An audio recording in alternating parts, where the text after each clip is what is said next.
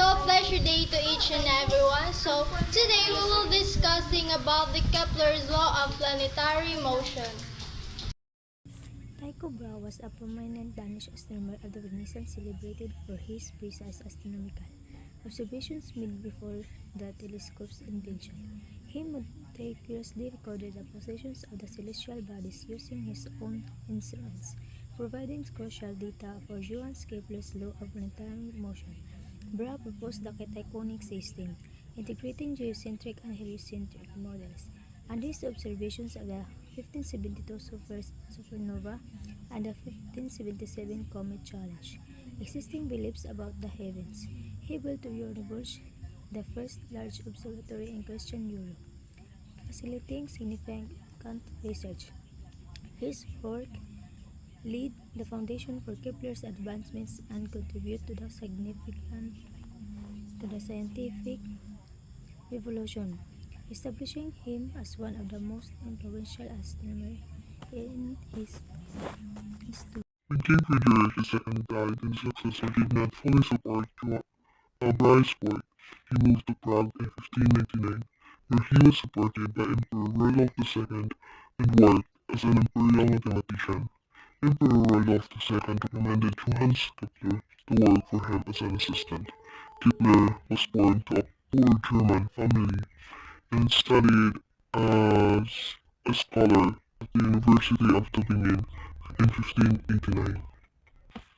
Sir Johannes Kepler was a German astronomer and mathematician.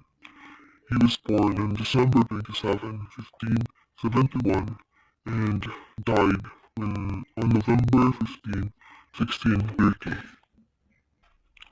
And people also ask, what did Johannes Kepler discover? Johannes Kepler in 1571 to 1630 discovered three laws of planetary motion and made other key discoveries in astronomy and optics. So, Johannes Kepler's three laws of planetary motion describe how planets orbit the sun. The first law was planet orbit the sun in elliptical paths with the sun at one focus. The second law is the line connecting the planet and the sun sweeps out equal areas in equal time. The two elliptical paths. All planets in our solar system have an elliptical orbit, such as the orbit of Mars seen here, center, and the Mars planet is traveling or moving circle around the sun. That's all, thank you. Tycho Brahe was a Danish astronomer. His main contribution was his extremely accurate and extensive astronomical observation. He built large, precise instruments at his observatory for about 20 years. He meticulously recorded the position of stars and planets. These observations were far more accurate than any made before his time. They provide a crucial foundation for future astronomical discoveries. Johannes Kepler. Johannes Kepler was a German astronomer who worked with Brahe's data. From Brahe's detailed observation of Mars, Kepler derived his three laws of planetary motion. First law: the planets move in elliptical orbits with the sun, and one of the foci this challenged long-held belief that planets move in perfect circle. Second law: a line joining a planet and the sun sweeps out equal areas in equal intervals of time. This means that planets move faster when they are closer to the sun. Third law: the squares of orbital period of planet is proportional to the cube of the semi-major axis of its orbit. This law helps understanding the relationship between the distance of planet from the sun and its orbital time. Kepler's law were a major step forward in astronomy, laying the groundwork for Newton's law of universal gravitation. Next is Kepler's discoveries from Brahe data. First is Kepler insight. Kepler proposed that a force from the sun controls planetary motion, causing planets move faster, closer, and slower when farther. Means Kepler figured out that the sun force affects how planets move, make them speed up when they are close and slow down when they are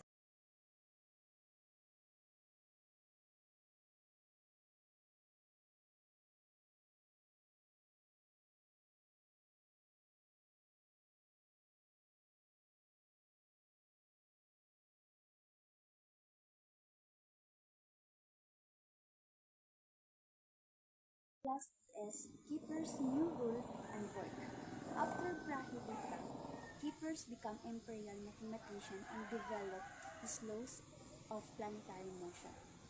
Means after Brahidai, Kepler took his job as an imperial mathematician.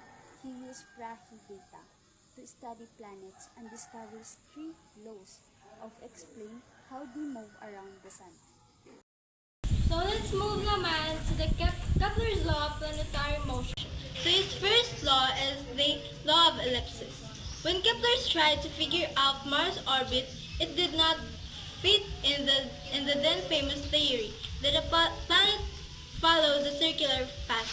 He then postulated that instead of circular paths, planet follows an oval or an ellipse orbit.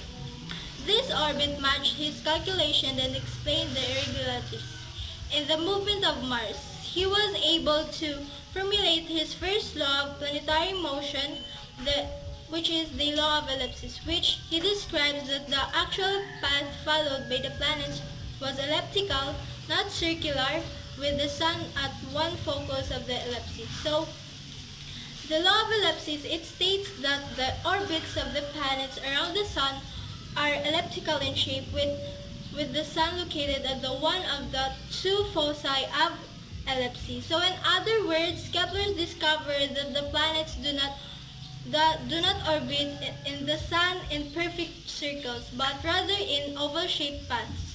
The sun is not at the center of this circle, but rather at a point called the focus, which is opposite. So let's proceed to the second law, the law of equal areas.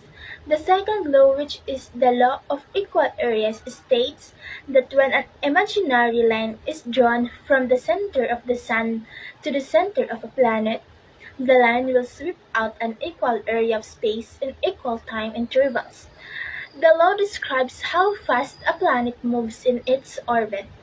A planet moves fastest when it is nearest the sun, and slowest when it is farthest from the sun, and still the same area swept out by the line in equal amounts of time. So when we say the law of equal areas, also known as Kepler's second law of planetary motion, it states that a line joining a planet to the sun sweep out equal areas in equal intervals of time. This means that a planet moves faster when it is closer to the sun and slower when it is farther away. And the last one is Kepler's third law of planetary motion, and it states that the square of a planet's orbit period is proportional to the cube of the same major axis of its orbit. It's also known as the law of harmonies. So according to Kepler's third law, P is equals to A3. It shows on how does a planet mass affects its orbit around the sun. So P is equals to A3. P is the orbital period measured in years, while A is the semi-major axis equal to the planet average distance from the sun.